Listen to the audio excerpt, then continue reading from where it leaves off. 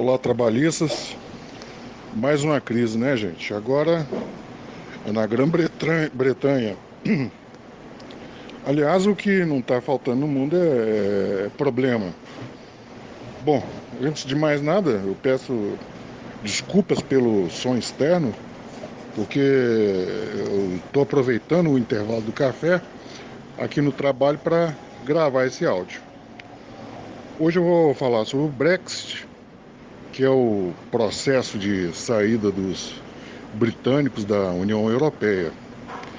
E eu gostaria de não fazer um vídeo muito longo, vou ver se eu consigo e vou tentar ser o mais didático possível. Pois bem, o Boris Johnson, que é o primeiro-ministro do Reino Unido e líder do Partido Conservador, assumiu agora no final de julho, no lugar da Theresa May, após ter tentado durante 3 anos um acordo sem sucesso. Em 2016 houve um plebiscito em que os britânicos foram perguntados se o Reino Unido deveria ficar ou sair da União Europeia, e a maioria decidiu que eles deveriam sair do bloco. Pois bem, só que isso não aconteceu e isso ficou marcado para março deste ano, o que também voltou a não acontecer. Parece aquele casal que briga, mas não decide se fica junto ou parte pro divórcio, né? Na semana passada, o Johnson fez uma manobra para suspensão das atividades do parlamento por 5 semanas. Contando os dias no calendário, aí vai cair no dia 14 de outubro. Com isso, ele quer impedir que a oposição discuta a saída da União Europeia sem um acordo entre as partes, o que vai acarretar em problemas econômicos, tanto para eles quanto para a região. Hoje é quarta e ontem acabou o recesso parlamentar, e esticando isso por mais 3 semanas, ele fica sozinho para tratar desse assunto do Brexit, sem interferência do parlamento, para que o parlamento não consiga barrar ele. Lembrando que o prazo para eles darem uma posição, se vão ou se fica, vai se esgotar em 31 de outubro. E na quarta-feira da semana passada, a rainha aprovou a solicitação do Boris Johnson. Na liturgia do cargo, a rainha tem quase que um papel decorativo, então foi algo apenas para cumprir uma formalidade, essa ida do Johnson até ela. Então, está aí uma crise constitucional, que é a maior desde o século XVII, lembrando que a Grã-Bretanha não tem uma constituição escrita. A constituição de lá se baseia na jurisprudência, nos tratados assinados, nas convenções e nos costumes deles. E aí a Constituição pode ser mudada quando uma nova lei é aprovada no parlamento. O Reino Unido, cá para nós, né, ele nunca entrou de cabeça nessa história de União Europeia, até porque nunca deixou a Libra, o que dava a ela, de cara, uma situação diferenciada em relação aos outros países do bloco. Mas, mesmo assim, quer sair, né? Vai entender. Então, como vocês veem, esse Boris Johnson, que é um sujeito com a cara de atrapalhado, não é nada bobo. Inclusive, ele não quer também pagar a multa pela saída do bloco, que é de 40 bilhões de euros. Isso mesmo, 40 bilhões de euros. Então, resumindo, ele quer fazer, em menos de 3 meses, o que a Theresa May não conseguiu fazer em 3 anos. Agora, o que nem sempre os jornais falam para nós é sobre o que ele realmente quer, que é eliminar o que eles chamam de backstop, que é o mecanismo de fronteira aberta entre a Irlanda do Norte, que é a Grã-Bretanha, e que tem muitos protestantes, e a Irlanda, a República da Irlanda, que é um país independente, de maioria católica, e que faz parte da União Europeia, como qualquer outro país do bloco. Então, hoje, nessa fronteira, não existem barreiras físicas para quem quer entrar ou sair. Não tem posto de fronteira ou maiores empecilhos para a circulação de mercadorias de um país para o outro. Tá, mas esse não é o único problema, não. A Escócia também não quer sair da União Europeia. Inclusive, a primeira-ministra da Escócia, a Nicola Sturgeon, que é separatista, de passagem, disse que Boris Johnson agiu como um ditador. E é engraçado, porque quando essas coisas acontecem lá, a repercussão é X. Se isso acontecesse num país periférico da América do Sul, da África ou do Oriente Médio, aí a repercussão era 10x. Aí algum babaca gringo vira e diz: tá vendo? As instituições não funcionam lá, é ditadura. E aí só faltam chamar nós da periferia do mundo de República das Bananas, né? Então, os defensores mais radicais do Brexit e os protestantes da Irlanda do Norte, eles não querem essa fronteira aberta, principalmente porque, pelo acordo, a fronteira não pode ser fechada de forma unilateral. Então, eles acham que isso seria uma ingerência nos assuntos internos. Isso fere a soberania nacional deles. Só que isso é uma condição que a União Europeia coloca para que eles permaneçam.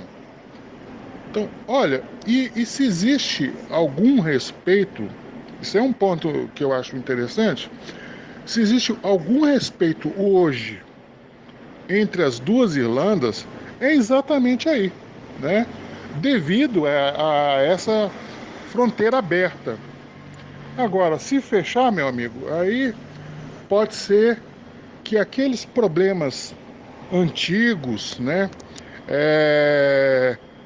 de rivalidade entre os católicos e protestantes voltem também, né? Uma outra coisa que as emissoras de televisão aqui no Brasil não costumam falar também, até não vou falar o nome porque vocês já sabem o nome da principal, é sobre o que o Boris Johnson quer. Lá no fundinho, ele não tem ele não tem interesse em sair sem acordo. O objetivo real mesmo dele é ter essa carta na manga, porque com essa fronteira aberta, o Boris Johnson ele perderia o apoio dos unionistas, que são os conservadores da Irlanda. E aí o governo cai, né? O parlamento britânico ele voltou do recesso ontem, eu já falei isso, né? E na semana que vem o parlamento fecha de novo por causa do pedido feito à rainha. Então lembram que eu falei antes dessa data, 14 de outubro? Pois é, vai haver uma reunião de cúpula é, nos dias 17 e 18 de outubro. Então é muito pouco tempo de discussão e com esse prazo curtíssimo, a oposição inglesa sentiu que houve sim um ataque à democracia e no final de semana passada houveram muitos protestos e até ações na justiça, mas sinceramente eu acho que a saída para esse problema vai ser mesmo na política. Agora, voltando um pouquinho aqui, o Boris Johnson, como eu disse antes, do Partido Conservador, que é o partido do governo, ele foi eleito com maioria de apenas um voto de diferença. Preste atenção nesse ponto. Até a semana passada, houve a renúncia de uma deputada escocesa e ontem ele perdeu a maioria no parlamento porque um deputado conservador, o tal de Philip Lee, mudou de lado e foi para oposição. Então, agora o jogo está virando porque tem uns 15 ou 20 deputados que querem também deixar a base do governo. Inclusive, um dos dissidentes é neto do Winston Churchill.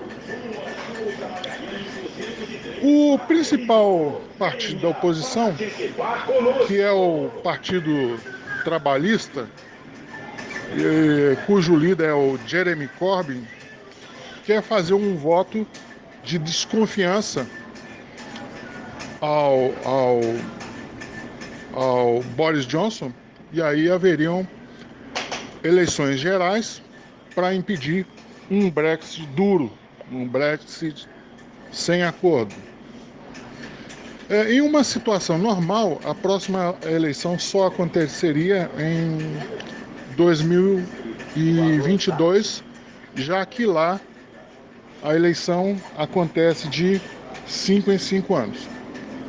Bom, eu sou suspeito para falar do Corbyn, porque eu realmente eu admiro por estar conseguindo consertar o Partido Trabalhista lá. Não que eu ache que ele seja perfeito, né? Mas acho que ele pode estar caindo numa armadilha se não houver um grande racha entre os conservadores. Porque hoje, pelas pesquisas, pelas últimas pesquisas, ele não ganharia uma eleição geral. E pode ser exatamente isso o que o Boris Johnson está apostando. Isso sem contar que a oposição de lá também bate cabeça, tá? A gente acha que só a oposição no Brasil bate cabeça, não. A oposição de lá também bate cabeça, né? Então, Corbyn, ele não é assim um consenso entre toda a oposição. Então, eleição geral é uma estratégia arriscada para os dois lados, né? A Ursula von Leyen, que é a presidente eleita da Comissão Europeia, e que só vai assumir em novembro, diz que aceitaria que esse prazo de 31 de outubro fosse esticado, mas o Macron não quer, né? E o próprio Boris Johnson também não quer e quer sair sem fazer acordo algum. O que ele não quer de jeito nenhum, isso tá bem claro para mim, é que ele não quer perder o apoio do Partido Unionista da Irlanda do Norte, né? O Trump, né, não está alheio a essa história e está adorando ver o circo pegar fogo, né? Vendo tudo de camarote. Aliás, há um tempo atrás, ele disse que achava que o Reino Unido deveria sair mesmo e sem acordo, inclusive até sem pagar a tal multa de 40 bilhões de euros. Agora eu vou falar aqui uma coisa, pensando alto, né? Não duvidem que, uma vez que o Reino Unido esteja fora da União Europeia, vá se juntar com os Estados Unidos e Canadá e formem um novo bloco econômico e, de quebra, levem junto Austrália e Nova Zelândia. Principalmente se o Trump for reeleito, né? Porque a União Europeia, ela existe, né? Vamos falar aqui bem na real, porque a União Europeia existe principalmente para negociar com maior igualdade com os Estados Unidos, com a China e com muita vantagem, por exemplo, com os países periféricos ou com os blocos mais fracos, como é o caso do Mercosul, né? Então a União Europeia nada mais é do que um clube de países de economia capitalista, né, liberais, querendo levar vantagem econômica, querendo engolir outros países. E é claro que não é só isso, né? Mas eu acho que é principalmente isso, tá? É só um detalhe, né? Mas Jorge Soros, por exemplo, está por trás dos dois, né? Tanto do Trump quanto do Boris Johnson. Isso não é mais nenhuma novidade para ninguém, né? Bom, concluindo, para não ficar muito longo, né? Eu não tenho nenhuma simpatia por políticos com esse perfil do Boris Johnson, Trump, Salvini, Orbán, Bolsonaro, esses direitistas que estão surgindo agora, né? Não que eles sejam iguais, né? Que a gente esteja falando que Trump e Boris Johnson sejam iguais. Não é isso que eu estou querendo dizer. Mas esse apelo aos extremos políticos, pois em geral, em momentos de incerteza, como a gente está vivendo agora, de instabilidade social, as pessoas, elas querem entender o que está se passando à sua volta, e esse perfil político populista, ele oferece uma visão de mundo simplista para os eleitores, tentando dar respostas fáceis para problemas difíceis. E, em geral, entregando menos do que prometem, né? E as pessoas compram essas ideias numa espécie de compensação, de alívio para as incertezas, para elas se sentirem mais seguras. Por isso, esse tipo de político estão fazendo tanto sucesso agora, né? É um discurso fácil, muito mais fácil do que esse tipo de um discurso, por exemplo, liberal ou de um político da esquerda, né? Mas é tudo um embuste, né?